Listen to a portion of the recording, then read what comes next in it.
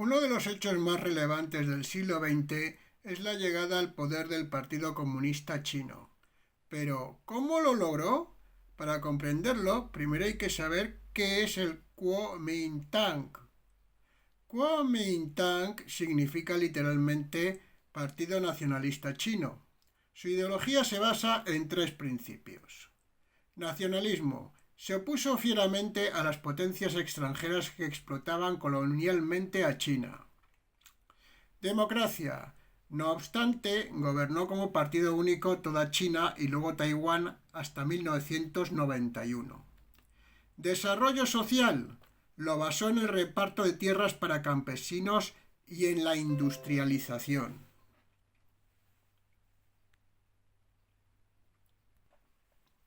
Sun Yat-sen creó en 1894 la Sociedad de Revitalización de China, de carácter nacionalista, anticolonialista y democrática.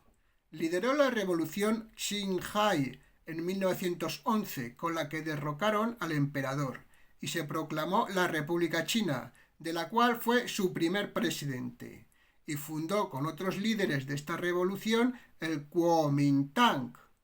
No obstante, solo duró 3 meses en el cargo, de enero a marzo de 1912, pues fue depuesto por el general Yuan Shikai.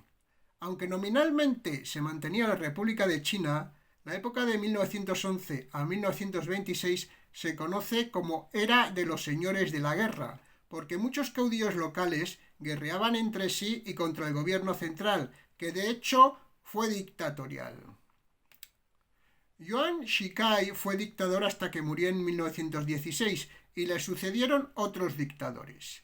Los diversos caudillos locales mantenían pactos con diversas potencias coloniales, las cuales los financiaban, y el mismo gobierno central mantenía pactos humillantes con esas potencias coloniales, de manera que China, dividida entre facciones corruptas, era más explotada colonialmente que nunca. El Kuomintang se rebeló en 1913 y contra la dictadura de Yuan Shikai, pero fracasó y sus miembros tuvieron que exiliarse. Su líder, Sun Yat-sen, volvió del exilio en 1916 y en 1921 consiguió formar un gobierno en Cantón opuesto al que había en Pekín. Buscó el reconocimiento internacional, pero por supuesto no lo tuvo de las potencias coloniales, dado su carácter anticolonial. Entonces encontró un aliado en la Unión Soviética y en 1923 el Kuomintang aceptó su ayuda. Ese mismo año, asesores soviéticos, entre los que destacó Mikhail Borodin, llegaron a Cantón y a partir de entonces reestructuraron y consolidaron el partido, el cual fue leninista hasta los años 90. Ese mismo año también se fundó el Partido Comunista de China por orden de la Comintern soviética, como un partido con su propia identidad, pero integrado en el Kuomintang. Los consejeros soviéticos instruyeron a miembros del Kuomintang en técnicas de propaganda y movilización. Chiang Kai-shek estuvo varios meses en Moscú, aprendiendo el sistema soviético y militar de la Unión Soviética. Sun Yat-sen murió en 1925 y Chiang Kai-shek tomó el control del partido. Organizó la expedición del norte para acabar con los señores de la guerra con suministros soviéticos, y en 1926 se produjo el llamado Incidente de Nankín. El ejército del Kuomintang tomó la ciudad de Nankín, donde Gran Bretaña, Estados Unidos y Japón tenían consulados y múltiples inmuebles, que las huestes del Kuomintang, y entre ellas las del Partido Comunista Chino, saquearon violentamente, robaron millones de dólares y los agentes extranjeros fueron expulsados de China. El Kuomintang sostuvo que los anteriores tratados internacionales se habían hecho abusando de China y forzó a las potencias extranjeras a renegociarlos en igualdad de condiciones. Además, Chiang Kai-shek estableció una administración centralizada para evitar las divisiones internas del pasado. No obstante, una de las potencias expulsadas en el incidente de Nankín, Japón, quiso pronto tomarse la revancha. Ya en 1931 tomó Manchuria y formó en ella el estado de Manchukuo. Ese mismo año, el Partido Comunista Chino se rebeló contra el Kuomintang y creó la República Soviética de China, en la provincia de Jiangxi. Pero poco después, en 1934, este gobierno fue derrotado y el Partido Comunista Chino tuvo que huir del ejército del Kuomintang, realizando lo que se llamó la Larga Marcha, que duró un año. En 1935, sus miembros, casi aniquilados, llegaron al norte de la provincia de Shaanxi, poco poblado, y los supervivientes lograron formar allí el Soviet de Yan'an. Allí expropiaron las tierras de todos los que las tenían y persiguieron a los comerciantes, de modo que crearon una crisis de víveres que solo resolvieron saqueando zonas cercanas. Y aquí me asalta una duda. ¿De verdad que este partido tenía muchos simpatizantes? En 1936, Japón inició la invasión de China. El Kuomintang y el Imperio del Japón se enfrentaron en una crudelísima guerra. Esta guerra posibilitó al Partido Comunista Chino rehacerse. Organizó una lucha de guerrillas contra los japoneses, por lo que ganó muchos efectivos. No obstante, en los grandes combates los sostuvo el Kuomintang. Cuando los japoneses tomaron Nankín, torturaron y mataron a los miembros del Kuomintang de forma especialmente cruel. Pero el Kuomintang terminó derrotando al Imperio del Japón en 1945. Esta victoria debería haber consolidado su prestigio, pero entonces sucedió algo raro. El Partido Comunista Chino inició otra guerra contra el Kuomintang. Historiadores occidentales atribuyen la expansión del Partido Comunista Chino a costa del Kuomintang a causas económicas. La primera, la hiperinflación. Pero es normal que tras una guerra destructiva de 9 años haya hiperinflación y absurdo que la gente la atribuyese al Kuomintang. Otra causa sería la corrupción política.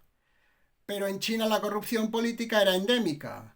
Que la gente estuviese dispuesta a tomar las armas de nuevo para acabar con la corrupción tampoco parece lógico.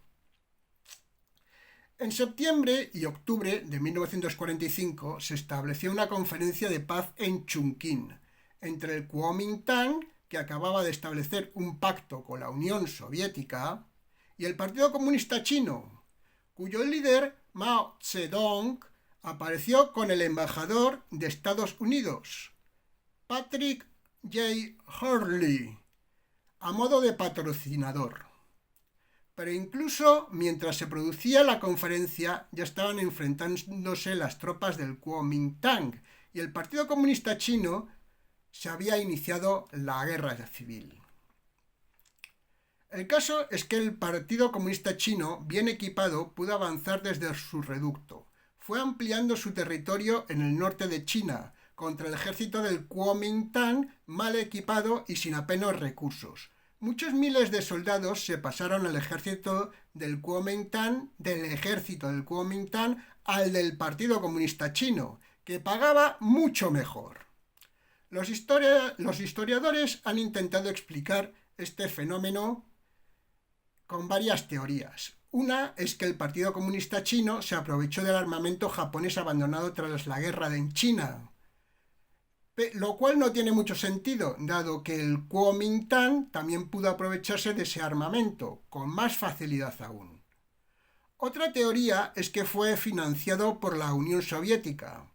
Desde luego, a mí solo se me ocurren dos estados que pudiesen financiar al Partido Comunista Chino en aquel momento: ¿Acaso también pudo haber sido cierta corporación bancaria internacional? En el caso de la Unión Soviética, ¿por qué habría ido contra un aliado suyo enorme como era el gobierno de China entonces, favoreciendo a una milicia minoritaria y de ideología delirante? Tras 4 años de una nueva devastadora guerra, en 1949 el Partido Comunista Chino llegó a tomar toda la China continental. El Kuomintang quedó relegado a Taiwán. A partir de entonces se impuso en la República Popular China la doctrina de su líder Mao Zedong, el maoísmo, una suerte de mezcla entre leninismo y confucianismo que mantuvo al país en el tercermundismo durante décadas, especialmente en 2 campañas de medidas. La primera fue el Gran Salto Adelante, que se ejecutó entre 1959 y 1962, por el que se intentó llegar al ideal comunista con la colectivización forzada. Se prohibió toda actividad agrícola y privada y se establecieron comunas de trabajo. Los que se opusieron fueron torturados o ejecutados. La mala planificación del proyecto provocó la Gran Hambruna China, en la que murieron como poco 15 millones de personas por inanición. La segunda campaña de medidas fue la Revolución Cultural, mantenida entre 1966 y 1976, que básicamente se trató de una gran purga de todo el que mantuviese alguna desviación ideológica del maoísmo establecido. Torturaron, encarcelaron y asesinaron a miles de presuntos opositores, a los que invariablemente, en un delirio rabioso, acusaron de ultraderechistas, a pesar de que algunos de ellos eran convencidos comunistas y pertenecían al Partido Comunista Chino desde hacía muchos años. Por lo que respecta a la República Democrática China, o sea, Taiwán, el Kuomintang, como en la década de Nankín, promovió un gran desarrollo económico al favorecer la creación de empresas y la industria, a pesar de que seguía manteniendo su ideología leninista. Chiang Kai-shek gobernó dictatorialmente hasta su muerte. Declaró una ley marcial permanente en una primera etapa llamada el Terror Blanco y persiguió y encarceló a todo disidente político, ya fuese comunista o demócrata. Le sucedió su hijo y ya en 1989 el Kuomintang transformó su ideología, se hizo democrático. Su líder, Lee Teng-hui, fue el primer presidente elegido democráticamente y desde entonces Taiwán ha sido un estado con presidentes de diversos partidos políticos, que combina la democracia con una de las industrias más dinámicas del mundo. Tras la muerte de Mao Zedong y las desastrosas consecuencias del aislacionismo, el gobierno de la República Popular China legisló una nueva constitución en 1982 y tomó medidas orientadas a una economía de mercado como la que había triunfado en Taiwán y otros países de Extremo Oriente, mucho más pequeños que China. Y en esta línea, China ha ido alcanzando un nivel de desarrollo tal que ha superado como potencia económica a Estados Unidos. ¿Quién tuvo interés en financiar a un partido de ideología delirante como el Partido Comunista Chino en los años 40 y a obstruir así el desarrollo que hubiera tenido China con el Kuomintang en el poder desde entonces? ¿Qué habría pasado en el mundo si el desarrollo que tuvieron los pequeños Japón o Taiwán desde los años 50 lo hubiera tenido China?